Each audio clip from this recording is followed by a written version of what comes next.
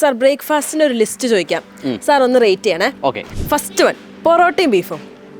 അടിപൊളി, 2 മാർക്ക്. എന്തുകൊണ്ടാണെന്ന് വെച്ച് കഴിഞ്ഞാൽ നന്നായിട്ടല്ല, മനസ്സിനൊരു സുഖമുണ്ടല്ലോ കഴിക്കുമ്പോൾ, നമ്മളൊരു വികാരമാണല്ലോ, അതുകൊണ്ട്. ഓട്സ് കൊള്ളാം, നല്ലതാണ്, ഒരു 5 നമുക്ക് കൊടുക്കാം. പക്ഷേ അതിൻ്റെ കൂടെ എന്ത് പ്രിപ്പറേഷൻ എന്നുള്ളത് വളരെയധികം മാറ്റേഡ് ആണ്. ഉപ്പുമാവും ഒരു 5 നമുക്ക് കൊടുക്കാൻ പറ്റുള്ളൂ. ചിലർക്ക് സെൻസിറ്റീവ് ആണ്, ചിലർക്ക് അല്ല. പക്ഷെ ഒരു പക്ക ബ്രേക്ക്ഫാസ്റ്റ് അല്ല.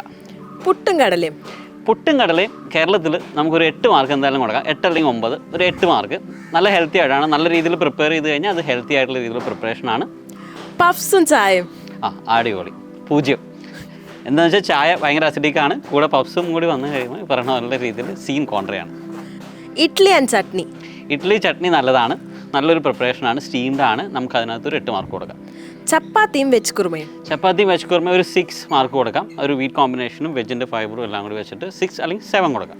ലാസ്റ്റായിട്ട് ദോശ കൊള്ളാം, നല്ലൊരു പ്രിപ്പറേഷനാണ്, ലൈറ്റാണ്, ഈസിലി ഡൈജസ്റ്റബിൾ ആണ്. അതുകൊണ്ട് അതിന് നമുക്കൊരു 8 മാർക്ക് തന്നെ കൊടുക്കാം.